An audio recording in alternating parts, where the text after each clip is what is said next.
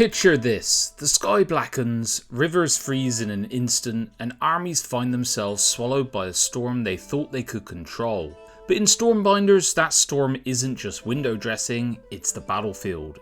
This is turn-based fantasy strategy, but with a twist. The weather will listen to you, and sometimes it's gonna bite back. Now, call me a cynic, but I know what you're probably thinking. Hex grids, castles, spellcasters, I've seen this story before. That's exactly why it caught my eye initially, but then I found out it's not just another nostalgia trip. It's a game that's genuinely trying to move the genre forward. And when a turn-based fantasy strategy title is daring to ask some new questions, I think it's worth digging deeper into to see what it's going to bring to the table. My name is Tom and this is LT Gaming, where Luke and I cover strategy, sims, RPGs, all the titles out there, and we of course have a soft spot for oddball indie gems that are pushing the envelope. If it sounds like your kind of thing, give the video a like, help us on the stormy YouTube algorithm, and subscribe if you want more content like this. It really helps the channel out on our way to that big 100k mark. Okay, let's dive into this one. So what exactly is Stormbinders? At its core, it's a fantasy world held together by something called the Magic Weave. Basically, you can think of these as the threads that keep reality running smoothly. Only now, the weave has been broken and the world is unraveling in spectacular fashion. Storms appear without warning, the dead don't stay dead, and whole regions twist into strange new shapes. And in the middle of all this chaos are the Stormbinders, rare individuals who can feel a connection to this weave and bend the weather itself to their will. Whereas your bog standard normal wizard will throw a fireball, a Stormbinder will call down lightning, conjure snow to slow an enemy line, or heal allies with a sudden downpour. So it's not spellcasting in a traditional sense, it's about binding the storm itself with all the danger and unpredictability that will come with that. The setting itself is fractured between 4 very different factions. The world itself is going to be split between 4 very different factions, each with their own flavour of trouble. You've got Astrian, the robe-wearing scholars, desperately trying to keep the weave stitched together with good intentions and probably an odd library or two around. Then there's the Hellion, who've decided that arson is a perfectly reasonable form of urban planning. The Immortus, who are the necromancers who look at a battlefield and think, excellent, this is a free recruitment drive. And finally, the Empyrium, a once proud kingdom of light, who are now basically fueled by betrayal, guilt, and a royal family that gives a soap opera a good run for its money.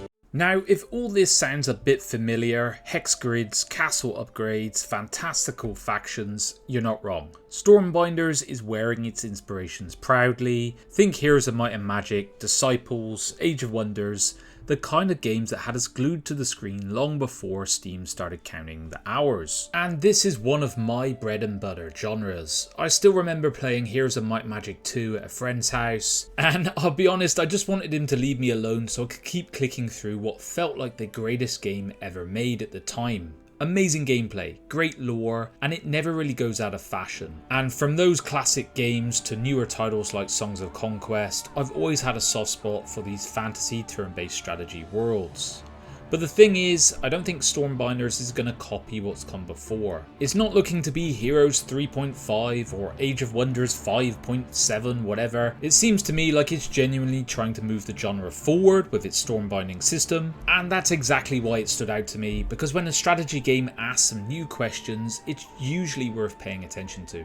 But let's dive into what this game is going to actually play like. First up, you're going to have that lovely 2-layer structure that we know and love. The campaign map, where you're exploring the world, scooping up resources, upgrading castles, and of course expanding your territory. It's the sort of loop that you'll absolutely recognise if you're a fan of the genre, that satisfying rhythm of building up your strength while plotting your next big fight.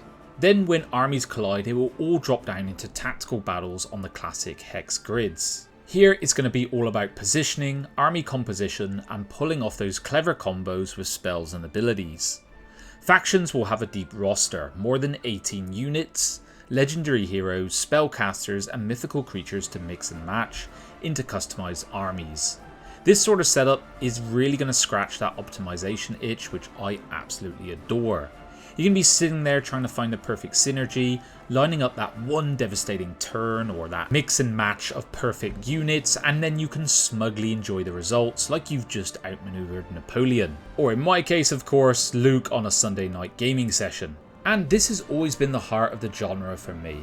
Not just winning, but winning well. Outthinking your opponent, watching the board shift as you set up the perfect plays, and Stormbinders looks built for those moments. The twist of course is going to be the weather might decide it's had enough of your clever plan, and suddenly a blizzard or lightning storm will roll in and level the playing field, and that's going to keep you honest too, and I love it. Quick pause here guys to ask you to help us navigate the stormy seas of YouTube by liking and subscribing. Think of it like finding a learning stone in Heroes. One click and you'll level up. Only here you're not getting +1 to attack or defense, you're picking the LT Gaming secondary skill. But let's be honest, the other choice was Eagle Eye anyway. But let's look at the big twist in this game, Stormbinding. Most strategy games, in fact all games, treat weather like wallpaper. It's very cosmetic, it looks nice, it maybe sets the mood, but it doesn't really change or impact anything. In Stormbinders, the weather is out to get you. It will shift the battlefield, alter your spells, and occasionally laugh in your face when you thought you were being terribly clever. Take winter. In most games, this will be a frosty texture. Here, it's going to freeze rivers solid, and allow your troops to march across on the flank the enemy previously thought was safe. Lightning storms will literally block movement across the map, forcing you to adapt on the fly.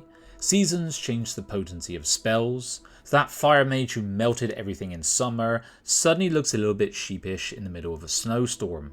And the beauty of it is you can lean into the chaos or tone it down. You can build armies designed to resist certain conditions, or exploit storms for their maximum advantage. You could even plan an entire campaign around predicting weather patterns, or if that sounds a little bit too stressful, you could lock the map to one season and play in classic mode. Either way, the system flexes with how much storm wrangling you're in the mood for. And this is where the magic could happen in a game like this, and I mean literally here. Picture lining up your perfect buff chain, feeling like an absolute genius, and then your opponent stormbinds a weather shift and wipes your whole plan out. Brutal, hilarious, and exactly the kind of unpredictability that keeps a strategy game fresh after hundreds of hours.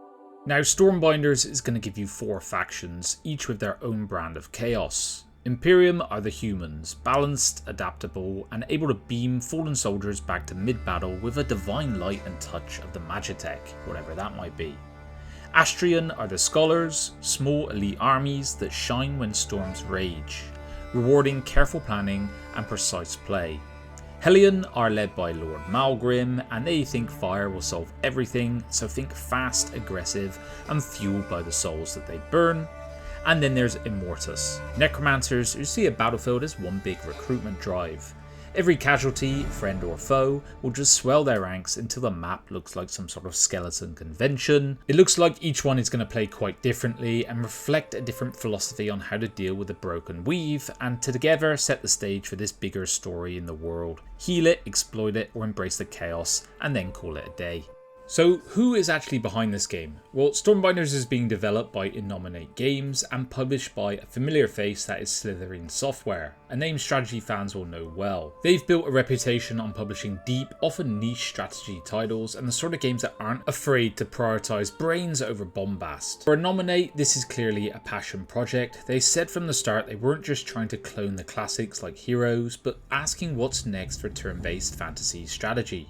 This is exactly where the Stormbinding came from. The idea weather could be more than just pretty visuals, but a core mechanic that changes every match. And what I like is how transparent they've been. The dev diaries have been frequent, and they're not just teasing screenshots, they're showing concept art, talking through mechanics, and explaining the thinking behind design choices. It seems like they really want players along for the ride, which is always a good sign if you're building a strategy game that's meant to last years. So why should you care about Stormbinders? Well, 2025 is shaping up to be a huge year for turn-based strategy. We've got Endless Legend 2 on the horizon, plenty of noise around the Heroes of Might and Magic Olden era revival, and it just feels like overall the genre is quietly taking a step back towards the limelight. And if the Stormbinding system can genuinely change how you play, making fights unpredictable and each campaign an emergent storytelling machine, it will be what strategy fans want, not just a win screen, but remember when moments that will stick with you. And if Stormbinder can also deliver a blend of deep mechanics and some strong faction identity along with these new mechanics, it could certainly earn its place among the heavyweights of this new turn-based strategy wave. So that was Stormbinders, folks, a game trying to push turn-based fantasy into new territory with storms, chaos and plenty of tactical depth. If it's caught your eye, do give it a wishlist on Steam, it really helps games like this out. And of course I want to hear your take. Does it feel like the Stormbinding is going to be a new kind of mechanic that will refresh the genre, or is it a little bit too chaotic for your taste? Drop your thoughts below, I always enjoy reading them. My name's Tom from LT Gaming, thanks for watching and I'll see you guys on the next one. Bye bye now.